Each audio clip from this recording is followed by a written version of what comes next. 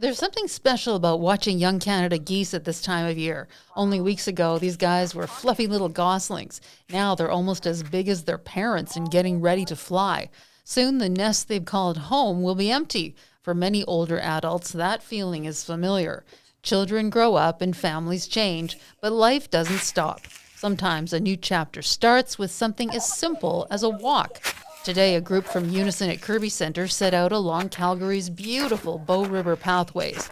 Among them was Elaine Smith, who loves getting out and enjoying the sun. Oh, very important, especially with the long winters that we have here. When spring comes, I can't wait to get out because I do suffer a little from cabin fever.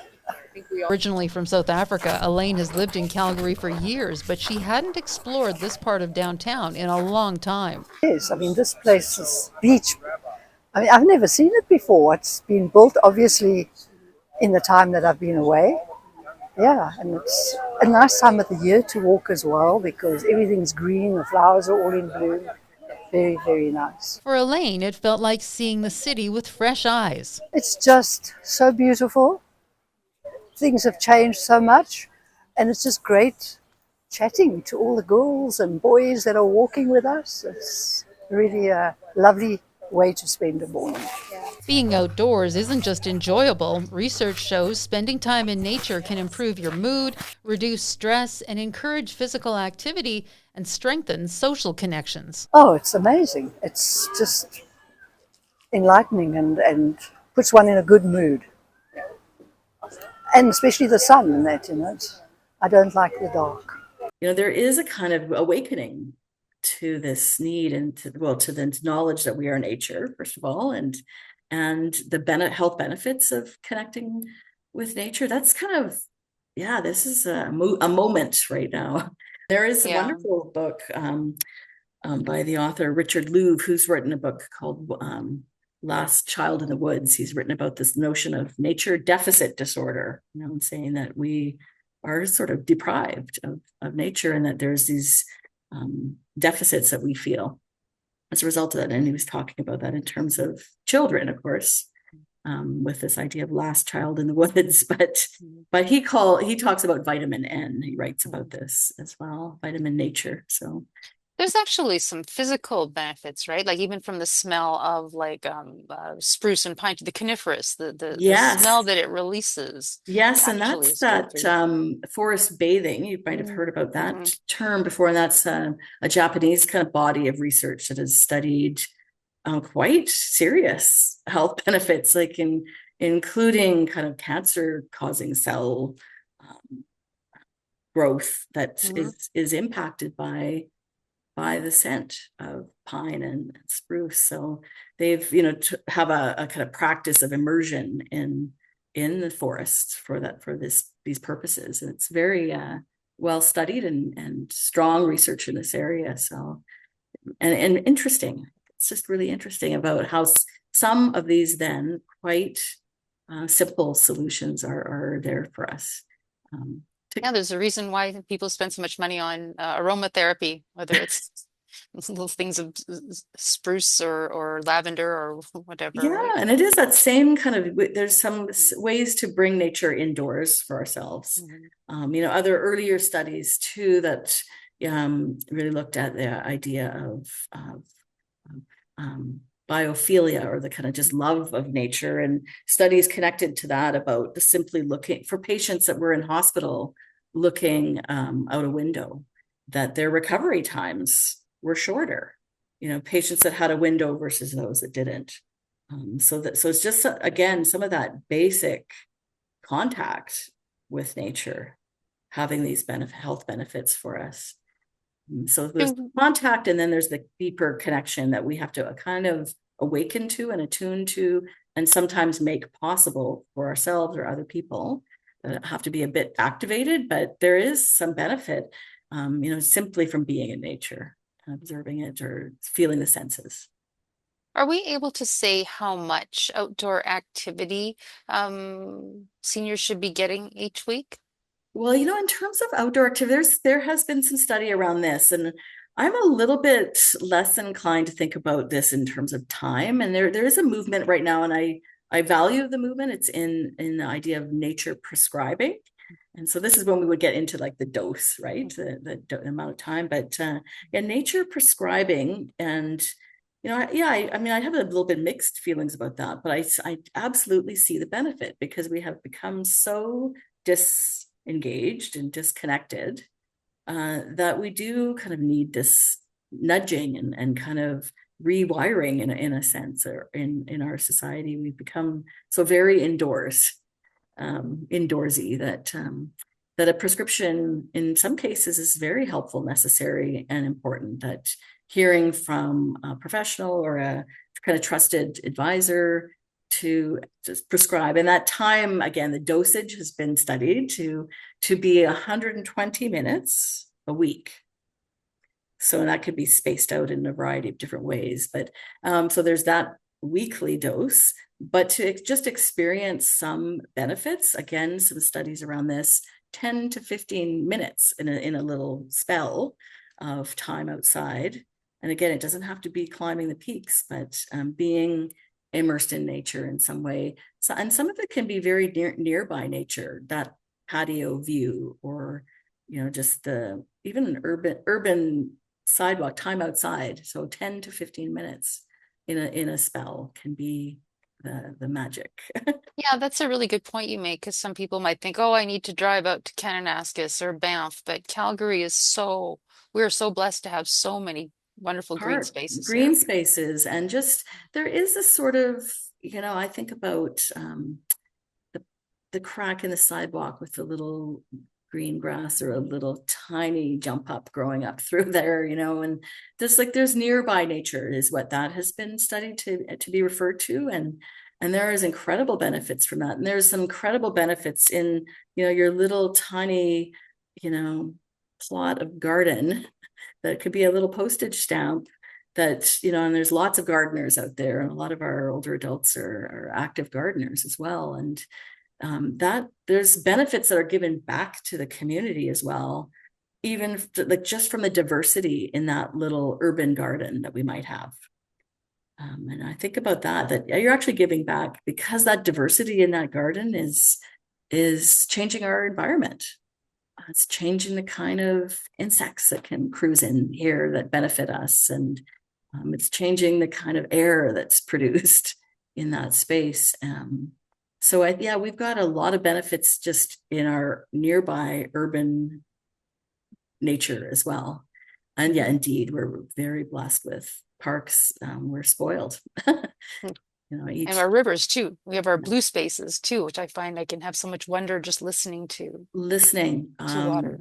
Just feeling some coolness on a really hot day to sit by the river. And I think we're, you hear some mixed things too about this urban nature, or the gardening that's cultivated, or some very cultivated parks. And right now I'm thinking in terms of older adults and caregivers, and people in care or in long-term care. For instance, at the Bethany near Forest Lawn, where we're going to see Calgary's first dementia park, Canada's first dementia park, through a number of different partners: Calgary Parks Foundation, the Dementia Network, Alzheimer's Society, and colleagues and academic colleagues, and partners just from across the city that have contributed to this park that will open in the fall. I'm looking forward to that. That's going to be, and it's such a great part of the city for it, because there's so many facilities for older adults there. So facilities, and the Plus 55 Center. So it's kind of also the sort of intergenerational piece, and it's a community space as well. And I think that's what's important about cultivated spaces too, is they can be for everyone. And what's good for everyone is good for everyone. And everyone how does belongs outdoor activity help maintain things like your mobility and your balance and your independence for people who are able to do that? Yeah, this is a really good question as well. And I was very fortunate to work with colleagues in Denmark that have studied and compared kind of physical rehabilitation that in kind of more cultivated parks and in kind of just natural park settings. And certainly both, outdoor connection, there's benefit regardless. So rehabilitation, we benefit our kind of renewal and our health and restoration in so many different ways, and physically as well. So we talked about that emotional and regulation that we can have, the attention restoration that we can have, and then this physical restoration. So rehabilitation outside is a win. Rehabilitation in kind of natural park settings, so not these highly cultivated outdoor gym spaces, but in a kind of natural setting, there's a lot of benefits to us. There's a little unevenness in the pathways that we have to adjust to and attune to, and that it renews us. That allows some strength building, and certainly there's a connection that you can have with other people in a natural outdoor setting, different than an outdoor gym or these more cultivated outdoor settings. So there's huge physical benefits in terms of rehabilitation for us outside. And of course, we get injured. Older adults, we get injured, and we have to restore and renew. And there is nothing like time outside for that renewal. Really well studied, again, thank you from my Danish colleagues and students. Yeah. Well, you certainly bring a wealth of information that way. I have been like immersed in Carolyn. this. I have been immersed in this. It has kind of Yeah. been my passion and love for a long time. And the connection with older adults has also been a natural, just as, one of my, areas of nursing and community mental health. We're all aging, and it's like, we're all dying, right? So that there's nothing like our connection with nature also to in the words of our research participants, to teach us to grieve. That we can really understand those cycles of life through connection with nature and being outside. But, there's just these teachers, right? The animal companions teach us, the seasonality teaches us to grieve, and about kind of accepting aging and accepting life as well. And again, not accepting and kind of surrendering, but looking at restoration and resilience that happens in nature.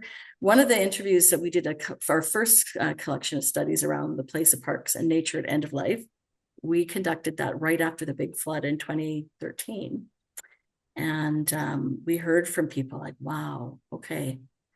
We interviewed people right at Fish Creek Park where there'd been a lot of damage, right? And it was going to have to restore, and it was restoring in different ways. And we heard from participants there that, okay, if this park can recover, I can. I can recover from my losses. Nature is kind of bigger than us, and okay, I'm gonna restore. I too can rehabilitate myself, and the habitation. We are in place, and we are inhabitants, right? So I can rehabilitate myself. We heard that repeatedly. We heard about the seasonality, the cycles of life, the companionship of plants and animals, and this deep connection. So that, and again, nature teaches us this. It's there. The lessons are right there in front of us if we attune to them. It takes that little bit of attunement. And for some people, that means, okay, a prescription or a nudging. And for some people, it's just a reconnection with what they already knew. You mentioned that bit of nudging. What are some things that families or caregivers can do to encourage older adults to spend more time outside? Yeah, I think first of all, some awareness, because people have become so incredibly disconnected, and sometimes in terms of policies, or we kind of create some kind of false barriers for ourselves to connection, and sometimes there actually are baked in policies, like in terms of healthcare aides, like they must be in visit your patients inside or clients inside, what it might be. So we have some fake barriers and we have some real barriers. So we have to sort of attune to the value of this connection enough that we can kind of mediate those barriers or kind of get out of our own way. For instance, I'll just tell you at my mom's end of life, she had home palliative care, and we had some healthcare aides coming in to provide support and respite even for my father. And at one point I was like, to my mom's caregiver, like, it's a gorgeous day. My mom needs no care or support. Like, this is a beautiful day in Kelowna in October. You're like, go on the patio, have a and I'll bring you a lemonade. Like, let's do this. And but it was like, really? I think that kind of the caregiver was just not attuned to this possibility. And I think there's a little bit of we've become disconnected. So it's number one is just getting some awareness and attunement that okay, this is possible and good for us. And once you do this, sometimes it takes a bit of work. Right. And we know this, when we're not feeling great, getting outside, or when we know this with the grief and loss walking program that we now have with the Friends of Fish Creek, has spun off from the research that we've been doing. And so that it can take a lot of effort when you're grieving and exhausted as well to make those steps to get outside. So, sometimes it's having a attunement and awareness. Sometimes it's a program that can kind of nudge us, okay, I've signed up for this. I'm going to go every Wednesday to this, whatever program it might be, or having the walking buddy, or someone that you help with their gardening, you with the wisdom of years of gardening, just helping your neighbor, and so on. So sometimes it's that little nudging of other people, a program, your own individual attunement, and it's always worth it. Right? That's what we've really repeatedly heard. Sometimes it's hard, but it's always worth it. Definitely. What you had mentioned just reminded me of a friend whose mother was in long-term care, and they had a their own home care person that came out on a day trip with their mom, and mom and the caregiver said, "What do you want to do today?" She says, "I want to roll down the hill on the grass." And that's what they did. They rolled down the hill like people do as kids. Yeah. And that just stayed with me forever. I heard this story like maybe 10 years ago, and I thought, what a simple, wonderful thing to do, and what a fantastic memory. And maybe hard, maybe challenging, maybe need a little risky, whatever. But there's in our research, we found that risk is like a reminder of vitality. It's a reminder of life. And we interviewed people that had been, part of traumatic deaths and loss in nature, but they, like, why is it that people will take some risks? It's a reminder of vitality. You're living. Yeah. And it doesn't need to be climbing the peaks or putting ourselves in incredible risk. It just can be getting onto the patio. That can feel vital, when you have not been outside, and having a cup of coffee. Like, coffee tastes better outside, right? It does. Think about camping, That's why we eat on patios and why we go camping, right? Yeah, our food is better. Yeah. And this is, what did my dad want for Father's Day? Sardines on rye toasts outside. That was it. Yeah, and I'm glad they were outside. They're pretty stinky. Yeah, so it all works out. But yeah, and it's all available to us for free, right? Yeah. And why not? Yeah. And it's always worth it. It's very simple. And it's simple. Sometimes it takes effort, and it can, I did some studies with Alberta Parks around disability, access to outdoors, and for people with disabilities and their caregivers. And caregivers need to get outside as well, too. Like, we kind of create these sort of barriers for ourselves sometimes, that it's risky or it's going to be difficult. But then once we do this, again, holy Toledo, this is always worth it. Sometimes difficult. And in some of the studies that we did, we had to make repeated efforts. That has to get canceled. Today's a bad day for the participants. The weather is actually sometimes too cold. despite this sort of expression that there's no bad weather, only bad gear or something like that. No, one of our participants had muscular dystrophy, and getting outside with that disability, she was cold, right? And it was that, no, this is not the good day to do this interview or be outside. So you have to be flexible, right? And there's a bit of that has to come into play as well. Bring the good gear and dress warmly when you need to, and so on, but also be flexible. I think that became really important. And I think when we do that we're a little more attuned to nature and the seasons as well. It's like, maybe not today. We have a lot of wonderful it's a sunshine city, right? So we have great Calgary days to be out. So if today is terrible, maybe that's not the day to make this road trip or be outside and so on. But make that effort. It's worth it. It's always worth it.